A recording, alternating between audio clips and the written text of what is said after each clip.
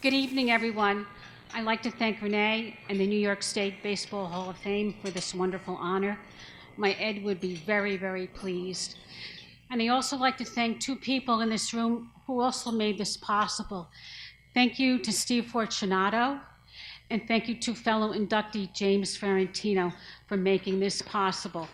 My Ed would be very, very grateful to you. Ed's story begins on October 3rd, 1951, an iconic day in baseball. The shot heard around the world. Bobby Thompson hits the dramatic home run against the arch rival Brooklyn Dodgers on Ed's beloved team, the New York Giants. Ed, 12 years old at the time, went outside to celebrate with his friends, and they started a sandlot baseball game. Ed was chosen to be the pitcher. He put his glasses in his back pocket, and fate intervened. His first pitch was a line drive back and hit him squarely between the eyes, blinding him forever. What was a 12-year-old to do? After his parents and he got over the devastating shock of this accident, Ed knew he had to go on, and baseball became the central focus of his life. But three events changed Ed's life forever. And the first was a chance meeting with Ed and his dad on the streets of Jersey City, where they met a nun. And she asked Ed's dad, "Does the young boy go to school?" And Mr. Lucas said, "Well, the doctor would like him to rest a little bit after his accident." And she said to him, "When he's ready to come to school, we'd like him to come to St. Joseph's School for the Blind."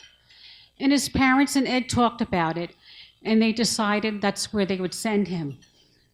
The second intervention happened shortly after that meeting, where his parents enrolled Ed at St. Joe's, but it was a residential school, so he needed clothes for school.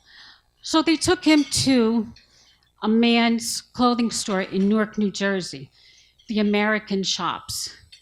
And lo and behold, working that day as a greeter was the great Yankee shortstop, Phil Rizzuto. Phil took Ed under his wing at the age of 12, and they began their 56-year relationship that day.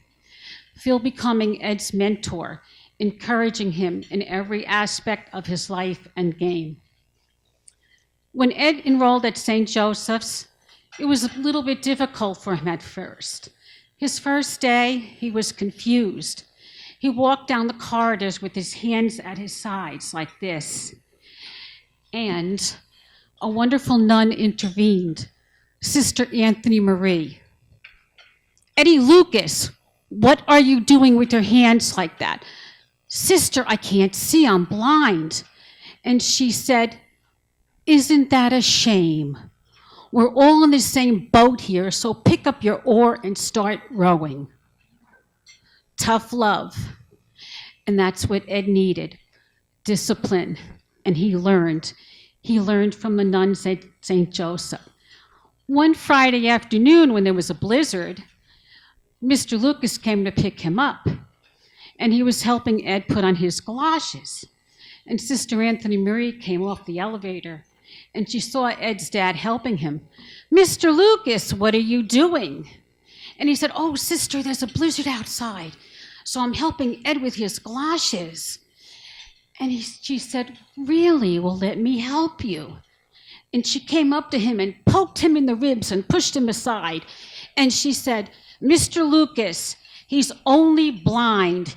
He's not handicapped.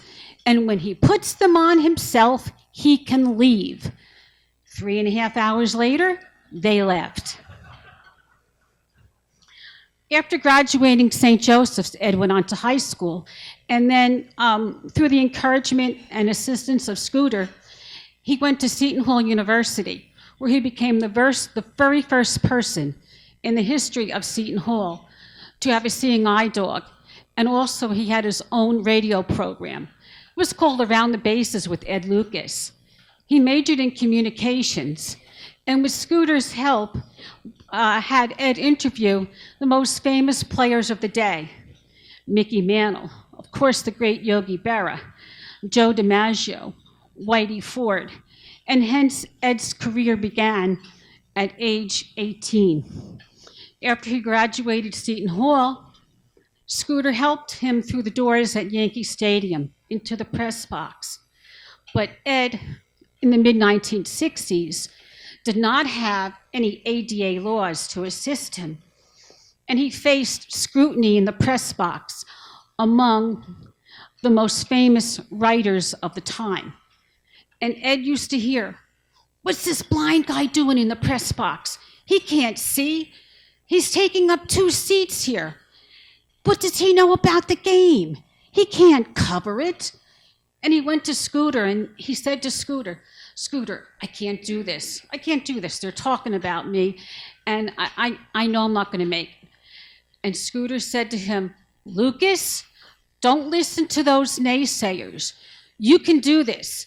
Casey Stengel told me that I'd never be able to play shortstop, that I should go get a shoe shine box and become a shoe shine boy. Well, I showed him, didn't I?" Gradually, Ed became accepted by his peers, and they began to respect him. And Ed made wonderful relationships with the baseball players, several of whom are in this room tonight. I'd like to publicly thank the Berra family for their wonderful dad, who was so kind and generous to Ed with his time. Always a wonderful friend. The great Jesse Barfield, who patrolled right field and who helped young people, my Ed, and of course the great Susan Waldman, where she faced her own difficulties breaking into baseball. Buck Showalter, thank you for your kindness and generosity. You were always there for Ed. And Yankee Captain Don Mattingly, what can I say? Ed loved you dearly. You were so kind and so wonderful to him. Thank you all for allowing Ed to come into your lives and report on your work.